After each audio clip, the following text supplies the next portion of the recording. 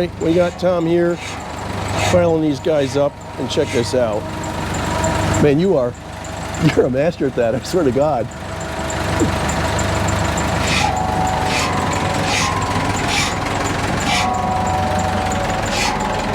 Welcome to Wayne's World Garage.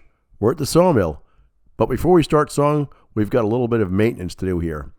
This is Tom, and Tom's sharpening the saw. We changed out from the carbide bits to these steel bits some time ago, and they work pretty well. Surprisingly, we haven't hit any steel with them yet, so we haven't wrecked any of them. And we've used it for maybe 3 or 4 or 5 hours. We've sawed a bunch of bark, a bunch of mud, and now it's time to sharpen them. Tom does a great job, and after he's done sharpening these guys, it's as sharp as they were when it was new. Well, maybe not quite, but just like a chainsaw, it's sharp. Tom does a great job here. But you're keeping the, you keep the angle right too, yeah. You know.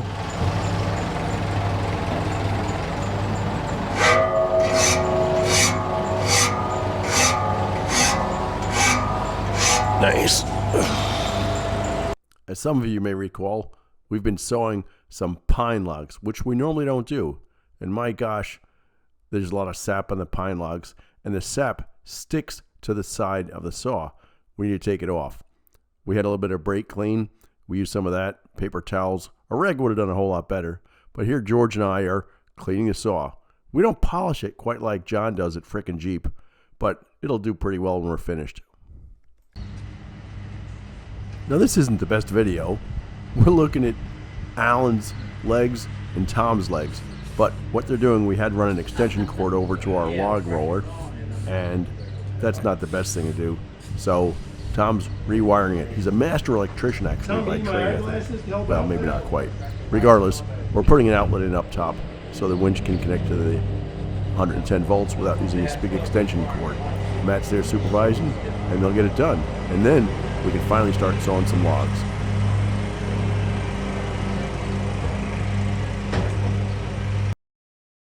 Today, Gary's under the weather because frankly he broke his ankle or something like that, and I don't know why he still doesn't show up. Doug's out of town, so you're stuck with me. But I'm going to try something new. Check out these goggles I've got. They're DeWalt. They're cheap. They're like $10, but they don't work that well. I'll take them out. I'm going to take them off partway through this project just because they fog up. Then I can't see anything. Not that I can see anything in the first place. Now for ear protection, I do have ear protection, and you might not be able to see that little plug-in ears, not quite as hot. But this was a huge mistake. I won't do this again. The sawdust is flying on me like crazy, and I'm covered in sawdust. So next time, we're just going to wear the old helmet like I normally do. Much better face mask.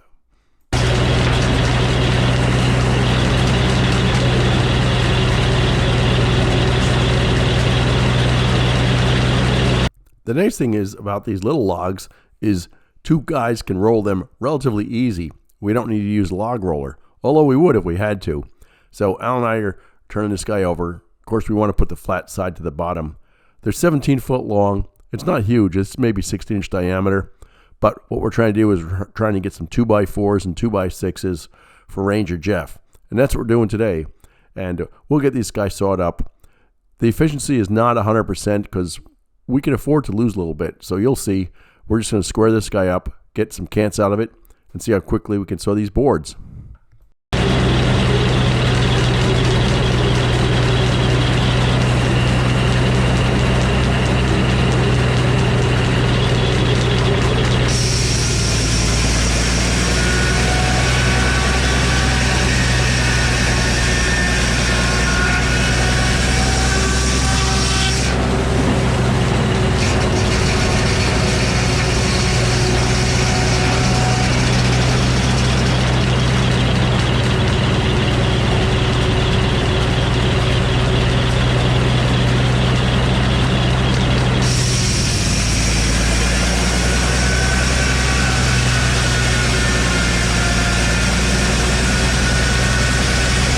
So just so you know, what we're trying to do is we're trying to get 12 2x10s. So this board will work out pretty well. The log's 17 foot long. The guy wants 8 foot 2x10s. So all we have to do is cut 6 2x10s. I think between this log and the next little log, we should be in pretty good shape. So that's what we're doing. We're cutting 2x10s, 17 foot long. In retrospect, I wonder if I would have been better off cutting this log in half, so we had 8 foot logs, and sawing it then. We'd probably have a little bit less waste. Big picture, doesn't matter. Poplar logs are free.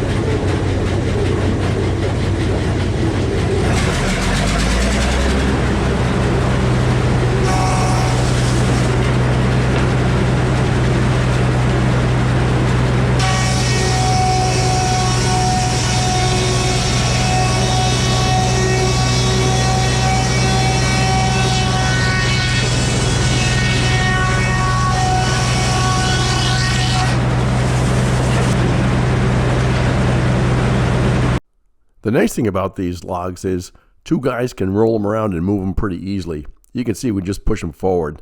They're just not that terribly heavy, but they don't make a whole lot of wood at the same time. Check out the log behind this one, that big one.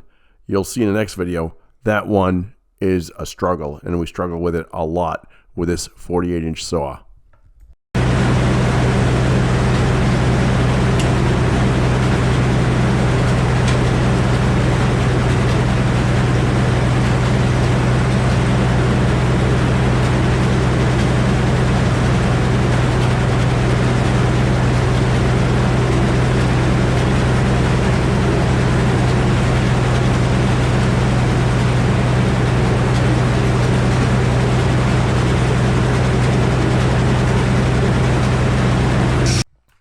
Now this is my mistake, my bad.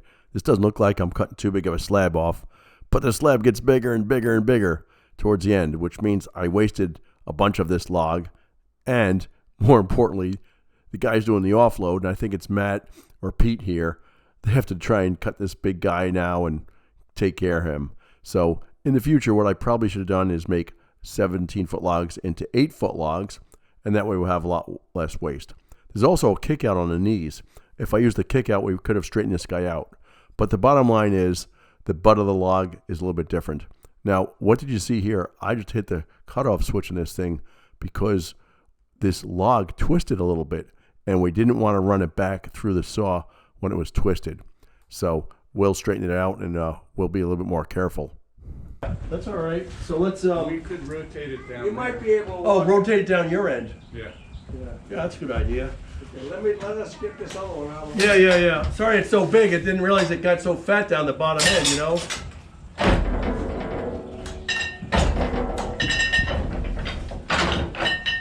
So what we ended up doing, and this log is not exactly the roundest of log, so the bottom kicked out just a little bit as soon as we sawed off this slab. We, meaning Wayno, sawed off a slab which was a little bit too big.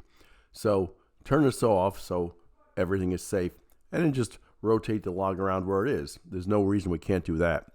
And it worked out pretty well. And we got the guys down the other end, the offload end, which is I think Matt and probably Pete.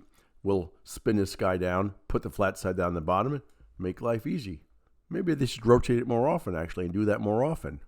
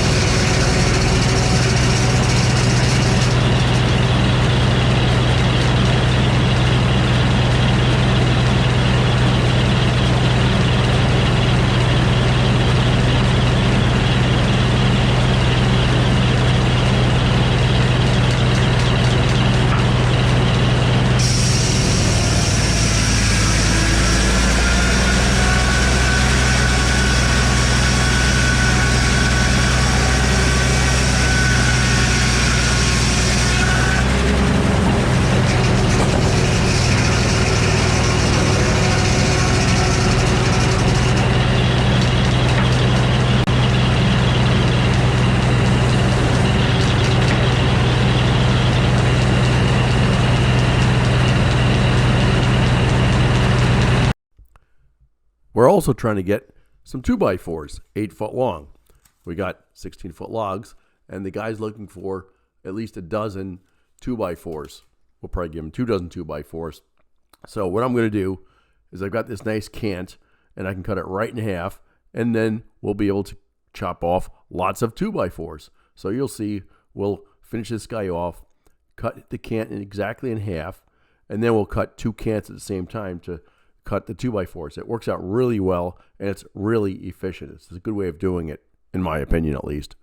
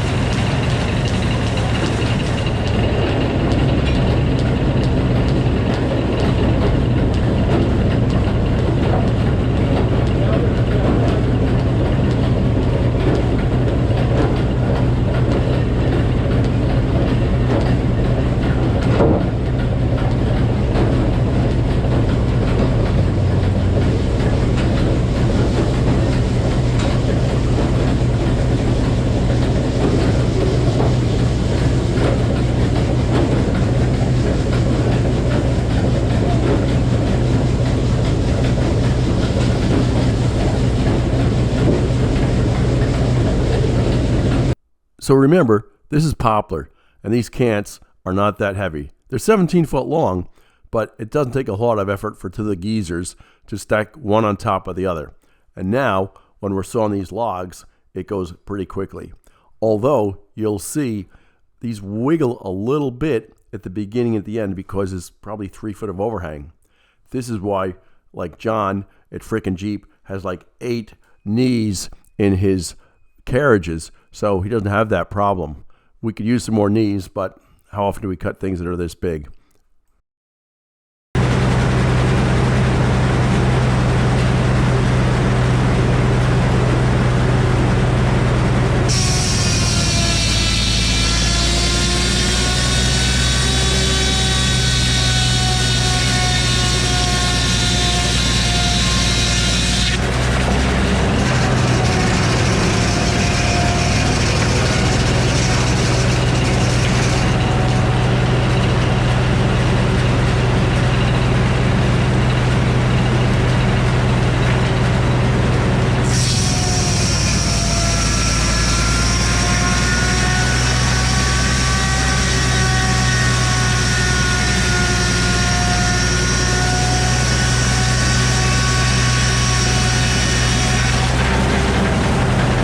Now, as you can expect, this is kind of the fun part because we're cranking out 2x4s that are 17 foot long as fast as we can crank them out, which is pretty quickly with a 46-inch diameter saw using 46? Yeah, it's 46. 48. With a 48-inch diameter saw and a 100 horsepower motor. Works out great for these little logs, frankly. But as you'll see, check out the log behind me that's the next on the rack. That's a big log, and that's going to create lots of problems.